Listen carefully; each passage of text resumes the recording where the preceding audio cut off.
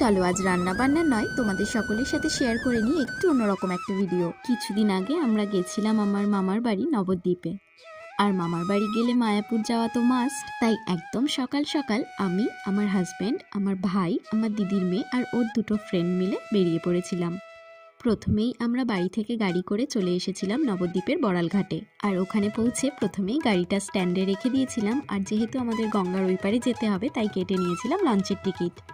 এখান থেকে নৌকোয় করে বা লঞ্চে করে দুভাবেই নদীর ওই পারে যাওয়া যায়, তবে শুনেছি নৌকোয় করে গেলে এই যে জলের বিভাজনটা এটা দেখা যায় না, তাই আমরা লঞ্চে করেই এসেছিলাম। এই যে এখানে যে দুটো আলাদা আলাদা জলের রং দেখছো, এখানে ঘোলা রঙের জলটা হচ্ছে ভাগীরথী, আর যেটা সবুজ সবুজ জল সেটা জলঙ্গি নদী।